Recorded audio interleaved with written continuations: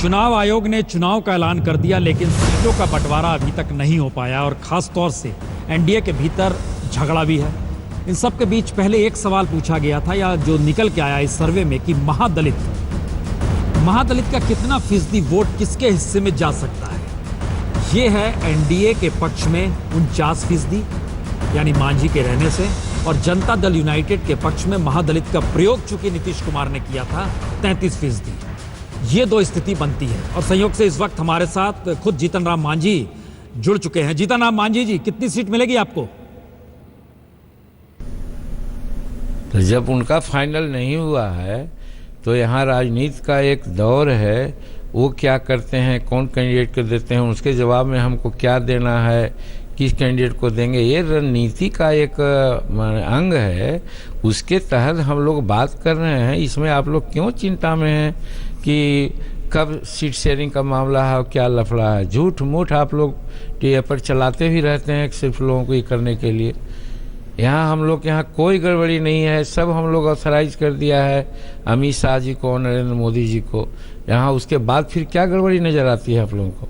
जी, लेकिन एक चीज बताइए, हम लोग दिखा रहे हैं ओपिनियन पोल, इसमें कांटे की टक्कर है। आपको लगता है कांटे की टक्कर होगी?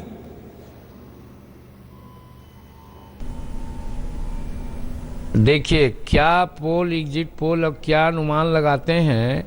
आज हम एक नेता का नाम बता सकते हैं कि बंगलोर में अभी म्युनिसिपल कॉरपोरेशन का चुनाव हो रहा था। एक पार्टी के बारे में बोला कि 106 सीट आएगा, उसको आया 70 सीट, और जिसको कहा जा रहा था कि 70-72 सीट आएगा, उसको आया 105 सीट। कैसा पोल होता है? उसी तरह का यहाँ चल रहा है। आप कहिए ना, अगर हमारे पास पैसा रहे तो आपको हम देते हैं 10-20 लाख रुपया देख करके हम कांग्रेस को कहवा देते हैं कि बिहार में उसकी सरकार बन जाएगी। अरे ये कोई मतलब नहीं है। बहुत ही दुखद है कि इस तरीके की बात। हाँ, ये आप बिहार के भूतपूर्व मुख्यमंत्री राज्य के, और इतने क्या आप राजनीति ऐसे ही करते रहे हैं क्या मांझी जी? मांझी जी, हमको लगता है एक सवाल और जवाब दे दीजिए, क्योंकि पासवान को लेकर जो आप कह रहे हैं वो ऐसे ही कहे जा रहे हैं या कुछ है, खटपट है, प्रेम है, दुश्मनी है, क्या है पासवान जी के साथ? अब सवाल ये है कि कोई अपना मुंह से कह दे कि हम बहुत बड़ा नेता हैं तो मानने योग्य बात नहीं है। सब कोई अपने अपने तरफ से जनता की भलाई के लिए काम करता है, इसलिए कौन बड़ा है कौन छोटा है इसका निर्णय जनता करती है। चुनाव में देख लीजिएगा, 2015 जो नवंबर में चुनाव होने वाला है, अपने आप पता चल जाएगा कि दलितों का बड़ा नेता कौन है, किसने ज़्यादा सीट जीती और किसके पक्ष में शेड्यूल कास्ट और गरीबों का वोट गया है। इसलिए उस समय कहेगा, हमारा कहने से या किसी दूसरे के कहने से ये एक तरह से मुँह मियाँ मिट्ठू बनने का सवाल है। हम तो ऐसा नहीं कर सकते। हम तो कहते हैं कि बहुत छोटा आदमी है और हम नेता हो ही नहीं सकते हैं। हम तो एक कार्यकर्ता हैं, कार्यकर्ता रहे हैं। चलिए, बहुत बहुत शुक्रिया आपका, बहुत बहुत शुक्रिया। शशिशेखर जी, जो बात इन्होंने कही वाकई आपत्तिजनक बात है जिस लहजे में उन्होंने कहा, लेकिन एक सवाल अब यहाँ से निकल रहा है, सरकार बनने की स्थिति में इस ओपिनियन पोल में बीजेपी है, जो ओपिनियन पोल नज़र आ रहा है, क्या ये माना जाए कि जो प्रयोग किया नीतीश कुमार ने, नीतीश कुमार ही चेहरा है, उनके साथ यादव, और जो वोट बैंक की पूरी पॉलिटिक्स है जिसमें गणित देखा जा रहा है, वो गणित यहाँ पर कुछ टूट भी रहा है, क्योंकि हम जो दिखा रहे हैं महादलित वोट भी बट जा रहा है, 33 से 49 हो रहा है। यादव मुस्लिम वोट जोड़ा जा रहा था, उसमें कुर्मी जोड़ दिया जा रहा था, उसमें कुछ तो ये इसका मतलब है ये चुनाव मैथमेटिक्स पे नहीं हो रहा है, ये माना जाए? मैं दो बातें कहना चाहूँगा। पहली बात तो मांझी जी की बात पर, इस महीने मुझे बहैसियत पत्रकार 35 साल पूरे हो जाएंगे, और जिस देश में 35 साल से कम की उम्र के 65% से ज़्यादा लोग हों, वहाँ मुझे ये कहने का हक है कि हम लोगों ने इस देश में कोई ऐसी पत्रकारिता नहीं की कि कोई भी आदमी आए और कुछ भी कहे और चला जाए। तो मुझे ऐसा लगता है कि ये बात देश की जनता को क्रेडिबल पत्रकारों द्वारा ज़रूर बताई जानी चाहिए, और मैं आज तक का प्रयोग इसके लिए कर रहा हूँ। अब आते हैं बिहार के चुनाव। बिहार के इलेक्शन में मुझे ये सवाल बार बार आता है। मैं जब कांग्रेस के प्रवक्ता बोल रहे थे तो मैं उनकी बात से बिल्कुल सहमत था। बिहार को हमेशा सिर्फ जाति के आधार पर क्यों देखा जाए। और ये चुनाव पहली बार मुझे ऐसा लग रहा है, जो आज 25 साल की बात की जा रही है, तो बिहार में आधे से ज़्यादा वोटर तो 25 साल से कम के हैं। तो अगर पहली बार वोट डालने वाले लोगों को देखा जाए और अगर दूसरी बार वोट डालने वाले लोगों को भी देखा जाए, कुछ ऐसे भी होंगे जो लोकसभा से अब के बीच में वोटर बने होंगे। ये लाखों लोग क्या सिर्फ जाति पर ही निर्णय करेंगे? तो आपके ओपिनियन पोल में जो विभिन्न धाराएं हैं, उसमें एक बात बहुत साफ है कि इस बार बहुत सा जात पात का गणित टूटेगा।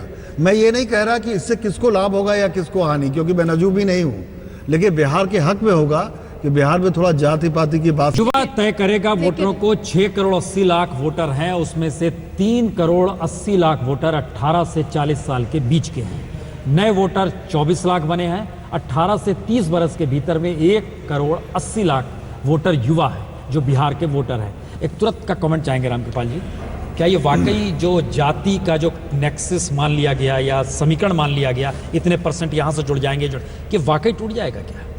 बिल्कुल, ये 14 में टूट चुका है। 14 में सिर्फ टूटा है, नहीं, टूट नहीं, जाएगा विधानसभा में। मैं आगे बता रहा हूँ आपको। देखें, जो शशि भाई ने कहा वही बात आप देखिए। 18 से 35, हालांकि फिगर आपने नहीं दी है, अगर आप जोड़ेंगे तो 65% वोटर जो है बिहार का, नहीं सर, 60% वोटर। नहीं सर, नहीं है। सर, 18 से 40 बरस का जो आंकड़ा है जो इलेक्शन कमीशन का, वो 3 करोड़ 80 लाख का है। नहीं तो ये कितना परसेंट हुआ टोटल वोटर? लगभग 50%। मैं वही कह रहा हूँ। देखिए 40 बरस तक का होगा। नहीं, आप सुनिए, 50% हुआ ना, लेकिन 30 बरस नहीं, 40 बरस तक का। प्रसून जी, अगर इसका एवरेज लेंगे तो 28 साल के आसपास आता है। मैंने भी बहुत अध्ययन किया है। 28 साल के एज ग्रुप का जो बंदा है, वो मैक्सिमम दूसरी बार वोट करने जा रहा होगा। उसे न अतीत पता है, न जेपी रिवॉल्यूशन, वो 77 की चीज़ पता है, और चूंकि 14 में उसने वोट दिया है अभी उसमें ज़्यादातर लोगों ने, और 14 पर उसने जातीयता, धार्मिकता, आप उम्र से जो जोड़ रहे हो, इन सब चीज़ों को हटाया। 15 में बहुत फर्क है।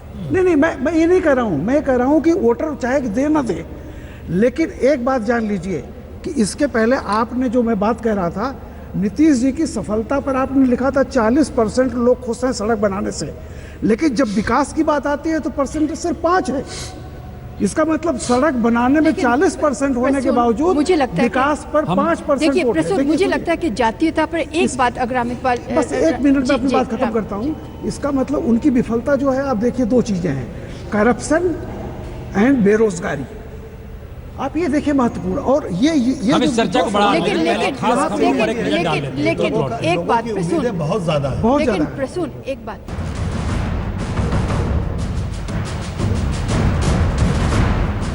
सर्वे में ये माना गया एक लिहाज से कि ये नीतीश वर्सेस मोदी का चुनाव होते चला जा रहा है, और उस दिशा में जो मुद्दे हैं वह मोदी सरकार यानी केंद्र सरकार के मुद्दों से जोड़कर नीतीश कुमार चाहेंगे कि उन मुद्दों को बिहार चुनाव में रखा जाए। और मोदी इस बात का प्रयोग या प्रयास पहली बार उन्होंने भागलपुर रैली में किया, जब उन्होंने कहा कि 25 बरस का जवाब दीजिए। लेकिन सवाल दोनों को लेकर कुछ अलग था। पहला सवाल, नीतीश और मोदी में से ज्यादा एरोगेंट कौन है,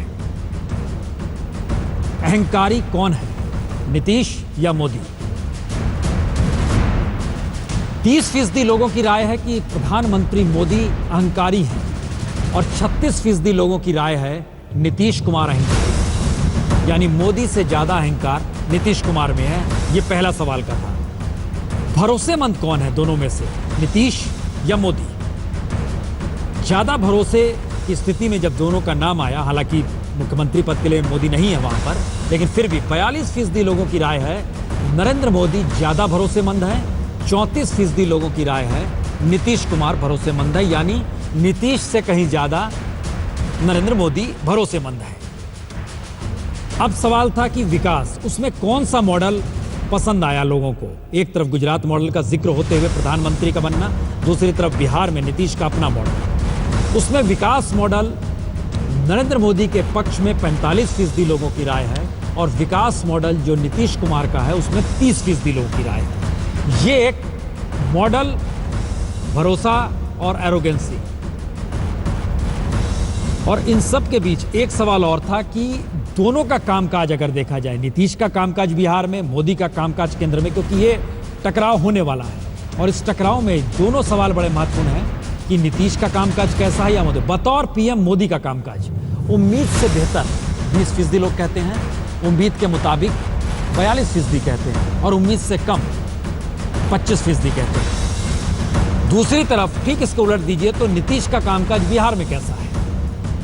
यहां देखिए, उम्मीद से बेहतर कम हो गया, लेकिन उम्मीद के मुताबिक नरेंद्र मोदी 42% थे, ये 44% हो गया और उम्मीद से कम 29%। यानी उम्मीद के मुताबिक वाली स्थिति कमोवेश 42 और 44% है, उम्मीद से बेहतर ज्यादा प्रधानमंत्री मोदी के पक्ष में। ये एक स्थिति है। शहनवाज जी, आप लोग 8.5-9 साल तकरीबन साथ रहे, एरोगेंट लगते थे नीतीश कुमार?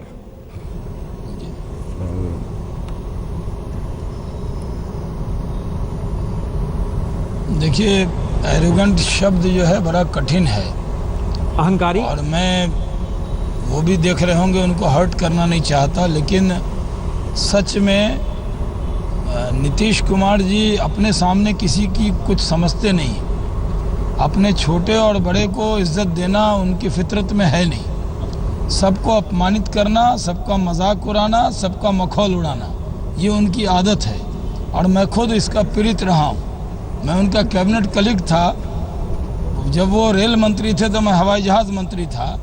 और जब मैं भागलपुर में खड़ा था गेट पर रिसीव करने, तो कारकेट नहीं रोका उन्होंने। अब माला लेके खड़ा था धूप में। मैं जीवन में किसी के लिए खड़ा नहीं था ऐसे। अब बाद में कहा कारकेट कहीं रुकता है? यानी अपने साथियों के साथ भी किस तरह का व्यवहार, उनके साथ जो भी रहा है वो अपमानित हुआ है। जो आज उनके साथ भी खड़े हैं वो भी अपमानित हुए हैं। लालू यादव भी अपमानित हुए हैं उनके साथ। नीतीश कुमार जी ने किसी को भी अपमानित करने में कभी कोई कसर नहीं छोड़ी है।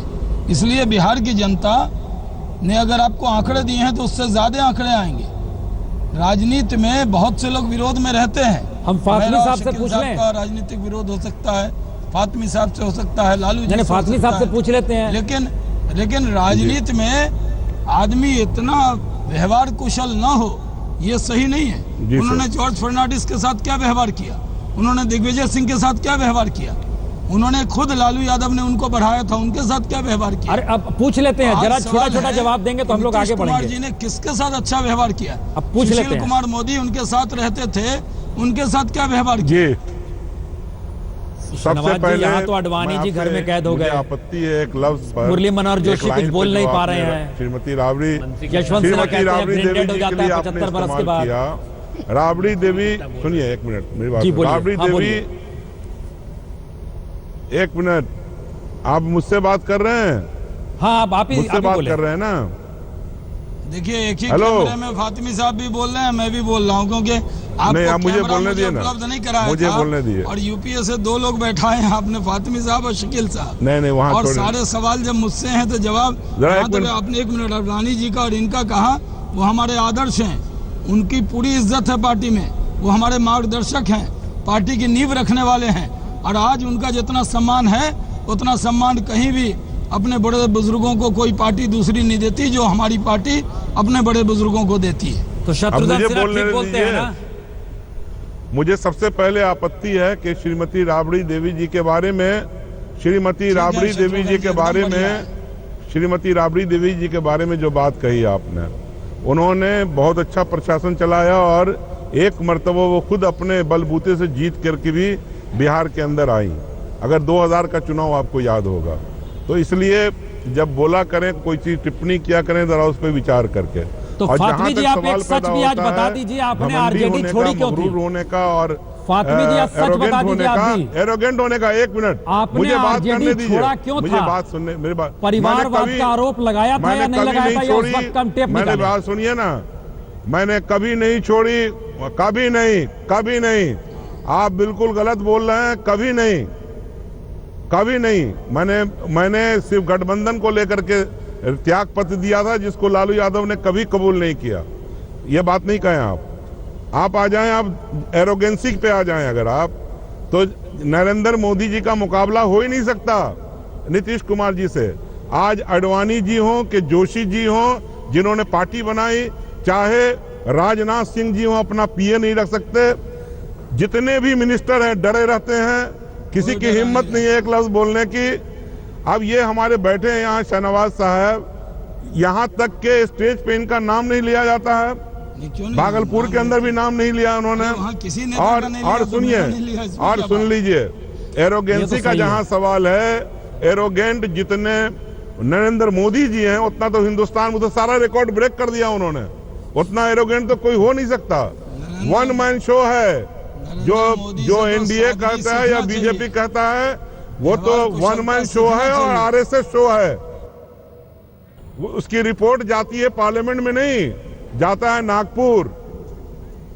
अब देखिए तो ये- एरोगेंसी तो इतनी है जिसका अंदाजा नहीं लगा सकते कि आज नरेंद्र अडवाणी जी किनारे बैठे हैं बेचारे, देखिए, बोल नहीं सकते। नरेंद्र मोदी और एरोगेंसी शब्द जुड़ ही हमें नहीं लगता सकते। है जोशी कि बेचारे साइड में- कहाँ चले गए? नरेंद्र मोदी हम जरा व्यवहार आपका कुशलता का आवाज थोड़ा प्रतीक धीमा है। कर रहे हैं, क्योंकि गए यहाँ तो पर राम तमाम साहब के जर्नलिस्ट बैठे हुए हैं। जनाजे में हमें उनके लगता भाई का है जाके एक एनालिसिस पैर छू उनका के भी होना चाहिए। उन्होंने प्रणाम किया। आप मेरा क्या बात कर रहे हैं? हमें लगता है धीमा अपनी बात करने को से नहीं करेंगे होगा। कि हम जरा जो चाहते हैं सच्ची बात है वो हर जगह जाएगी। नेताओं के आरोप, नरेंद्र क्योंकि मोदी- एक ऐसा शब्द है वो एरोगेंसी नरेंद्र वाला मोदी शब्द जो आ सादगी की गया, और जिसको व्यवहार पूछा गया कुशल- बकायदा, क्या है ये नेता सत्ता में आने के बाद ऐसा हो जाता है? ये सवाल पूछा नहीं जाना चाहिए था, फिर भी पूछ लिया गया। देखिए,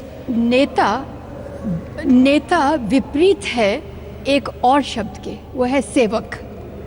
तो नेता जब है, जिसे अंग्रेजी में कहते हैं बाइपोलर ऑपोजिट, सेवक होना चाहिए।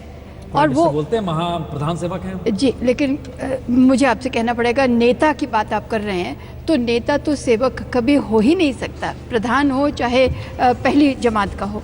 मैं आपसे दूसरी बात कहना चाहती हूँ कि नेता के जो शब्दावली है ना, और शैली बहुत अच्छी होती है, बहुत लुभावनी। लेकिन अगर आप उसमें से जा देखें तो जो शत्रुघ्न सिन्हा कहते हैं कि बात कर रहे हैं जैसे करते हैं ये विकास की, तो वो शत्रुघ्न सिन्हा कहते हैं ना कि कहाँ है निगाहें, कहाँ है निशाना। निशाना उनका होता है जात पर, बात करते हैं विकास की। तो अब जब अहंकार की बात करते हैं तो ये बिल्कुल अब सिद्ध हो चुका है कि नेता सेवक नहीं है।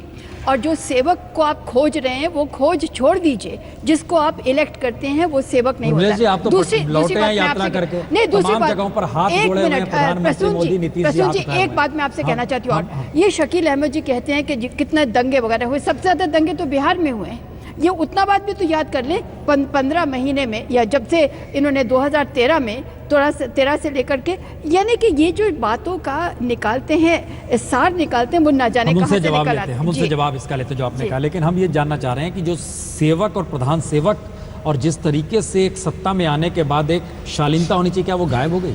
देखिए, जहाँ तक मैं समझता हूँ कि भारत की राजनीति में जिन प्रदेशों में सियासत का डेमोक्रेटाइजेशन नहीं है, जहाँ वोटर जनता एम्पावर्ड नहीं है, जहाँ की सियासत में केंद्रीयता ज़्यादा है, चाहे नीतीश कुमार जी उसके नेता बने, चाहे आदरणीय नरेंद्र मोदी जी नेता बने, वे इंटॉलरेंस या जिसको आप एरोगेंस कह रहे हैं, इसका बढ़ना लाजमी है, स्वाभाविक है, पहली बात। दूसरी बात, जहाँ तक मैं अहंकार की बात नहीं करता हूँ, मेरे पास कोई बैरोमीटर नहीं है जिससे मैं नाप सकूं कि इन दोनों में कौन अहंकारी ज़्यादा है। लेकिन जहाँ तक इंटॉलरेंस की बात है, जो पॉलिटिक्स में, जो सोशियोलॉजी के स्तर पर दिखाई दे रही है, समाजशास्त्र के स्तर पर, उसमें जरूर मैं मानता हूँ कि केंद्र में जब से नई सरकार आई है तब से पॉलिटिकल इंटेलेक्चुअल इंटॉलरेंस जो कह रहे हैं, इंटॉलरेंस बात बढ़ा बताइए। है। इंटॉलरेंस केवल मैं कलबुर्गी भारत की के हत्या में नहीं राजनीतिक देखता हूँ। इतिहास में कौन सा ऐसा शख्स था जिसने प्राइम मिनिस्टर के जरिए जो पॉलिसी बनाई गई उसको फाड़ दिया? राहुल गांधी थे। या वो इंटॉलरेंस नहीं था क्या? बिल्कुल था, बिल्कुल था। लेकिन मैं दूसरी बात कह रहा हूं, मैं कह रहा हूं कि देखिए, कांग्रेस में भी बहुत सारा आपको एरोगेंस या इंटॉलरेंस दिखता था, और इसके पहले सीपीआईएम को देख लीजिए बंगाल में, क्या कम इंटॉलरेंस या कम ईगो देखता था, अहंकार दिखता था। लेकिन एक फर्क है, अगर हम निजी अहंकार की बात करें, निजी असहिष्णुता की बात करें, या राजनीतिक सामाजिक की बात करें, जैसे हम अभी कलबुर्गी की हत्या की बात केवल नहीं कर रहे हैं। आप देखिए, विभिन्न विश्वविद्यालयों में, विभिन्न संस्थानों में, शोध संस्थानों में, आईआईटीज में आप अपॉइंटमेंट्स को देख लीजिए, तो जिस तरह की नियुक्तियां हो रही हैं कांग्रेस रिजीम में, हर सोच के अच्छे लोगों की नियुक्तियां होती कम थी। हुई है। लेकिन शकील आज साहब, के दौर में इंटॉलरेंस, आइडियोलॉजिकल प्रतिक्रिया लेना बुरी क्योंकि तरह आखिरी बढ़ा हिस्से है। में है ना। शकील साहब, कम हुई है सहनशीलता? हाँ, ये बात सही है कि इस सरकार में सहनशीलता कम हुई है, बल्कि उस्काया गया है लोगों को, और प्रधानमंत्री के आसपास के लोगों ने बरगलाया है। मैं एमओएस होम रहा हूं, मैं जानता हूं कि दंगों को रोकने की जिम्मेदारी राज्य सरकारों की होती है, लॉ एंड ऑर्डर राज्य सरकार की जिम्मेदारी होती है। दंगों के लिए केंद्र सरकार को कैसे जिम्मेदार ठहराएंगे? लेकिन मोदी जी के प्रधानमंत्री काल में चूंकि उनकी छवि ऐसी है, पूरे देश में माहौल खराब हुआ है और उसके वजह से इंटॉलरेंस भी बढ़ा है, इसमें कहीं किसी को संदेह नहीं होना चाहिए। अभी मिसाल के तौर पर मैं बताता हूं, अभी रिलीजियस सेंसस का फिगर इशू किया गया है। ये हमारे लिए बहुत पॉजिटिव बात है कि जो 7 मुख्य धर्म हम लोग इस देश में मानने वाले लोग हैं, हिंदू, मुस्लिम, सिख, ईसाई, जैन, बौद्ध और पारसी, ये पॉजिटिव बात है कि सभी धर्मों का जो पॉपुलेशन ग्रोथ ग्राफ है वो इस 10 साल में कम हुआ है इस सेंसस में। लेकिन सरकार ने जो प्रेस रिलीज इशू किया उसमें ट्विस्ट करके कह दिया कि मुस्लिम 0.8% बढ़ गए या हिंदू 0.7% बढ़ गए। ये सरकारी प्रेस रिलीज में करके माहौल देश का खराब करने की कोशिश की गई है और मुझको अच्छा नहीं लगा। शाहनवाज साहब, कई मुद्दे एक के बाद एक आए, लेकिन सबसे बड़े मुद्दे के तौर पे भ्रष्टाचार निकल कर आया, जिसमें 22% लोगों की राय भ्रष्टाचार बड़ा मुद्दा, महंगाई उसके बाद 17%, सुशासन 12%, बिजली पानी 11%, महिलाओं की सुरक्षा का सवाल इसके बाद आया था 10% के साथ, रोजगार का सवाल आया 5% के साथ, शिक्षा व्यवस्था 5%, अस्थाई सरकार 4%। बहुत छोटा छोटा हम जवाब चाहेंगे। बड़ा मुद्दा क्या होगा आलोक जी? देखिए, मुझे लगता है मैंने शुरू से जो कहा था, सड़क, बिजली, पानी, वही होगा मुद्दा। ये मुद्दा सबसे बड़ा होगा। और एक में पहला चूंकि सवाल जो मैं उसको खत्म करना चाहता था, अहंकार वाला। देखिए, लोग एक कड़ा प्रशासक जरूर चाहते हैं, उसकी अहंकारी छवि भी हो सकती है। ये भी याद रखना होगा। यदि संयोग से हमारे साथ केसी त्यागी साहब जुड़े हैं, जो पहले जुड़ना तो शायद उसका फायदा भी उठा सकते हैं। जनता दल यूनाइटेड के नेता केसी त्यागी साहब, ओपिनियन पोल कहता है कांटे की टक्कर है, लेकिन सरकार बीजेपी की बन रही है, नीतीश कुमार जा रहे हैं। ओपिनियन पोल कहता है कि प्राइम मिनिस्टर मोदी से ज्यादा एरोगेंट नीतीश कुमार हैं। ओपिनियन पोल कहता है कि 2% ज्यादा वोट मिलेगा बीजेपी को, यानी कम मिलेगा आपको, आपके गठबंधन को, जो आपने महागठबंधन बनाया है। और ये ओपिनियन पोल कहता है कि रोजगार के क्षेत्र में सबसे कम काम किया है नीतीश कुमार ने। अब आप बताइए, आपकी क्या प्रतिक्रिया? त्यागी साहब। देखिए, रोज नए सर्वेक्षण आ रहे हैं। कल का जो सर्वे था कुछ और था, आपका सर्वे कुछ और है, अभी कई सर्वे और आएंगे। हमने अपने पिछले 10 साल के कार्यकाल के आधार पर जनता का आदेश मांगा है। ना इसमें जात है, ना उपजात है, और दूसरा है बिहारी अस्मिता को। पूरे 462 दिन के बाद देश के प्रधानमंत्री चुनाव में वायदा करने के बाद बिहार जाते हैं, छड़ी लगाते हैं वहां विकास की। आपकी जानकारी के लिए प्रसन्न जी, आज भी डबल डिजिट में जीडीपी है बिहार की, गुजरात से भी ज्यादा है। इसलिए सारा निशाना नीतीश कुमार पर है। ऐसा लग रहा है कि जैसे मुख्यमंत्री बन के प्रधानमंत्री बिहार के मुख्यमंत्री का भी एडिशनल चार्ज लेंगे। जब वहां पर होती है कि एक मुख्यमंत्री का एक गठबंधन का दावेदार ये है।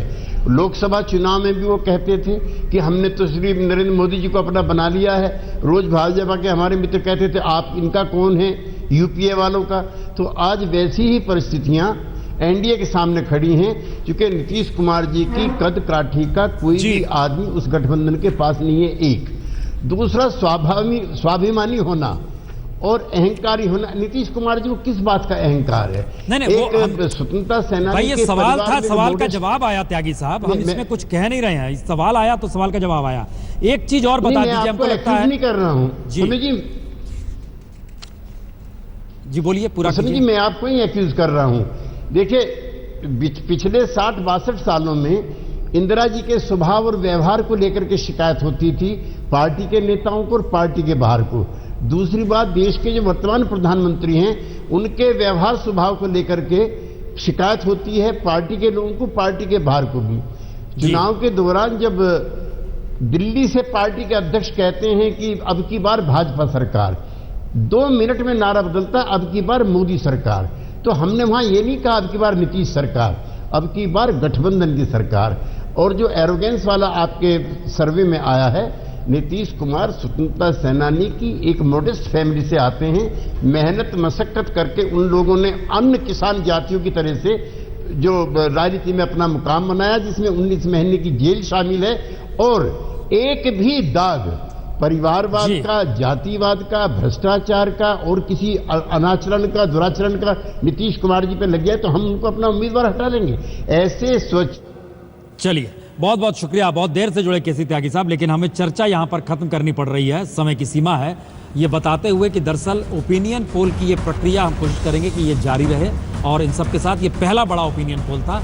फिलहाल इतना ही, इसके बाद दूसरी खबरों पर हम चलेंगे। बहुत बहुत शुक्रिया आप सभी का, आप हमारे साथ जुड़े रहे। शहनवाज जी, फातमी साहब, शकील साहब, बहुत बहुत शुक्रिया आपका। केसी त्यागी साहब को बहुत बहुत शुक्रिया।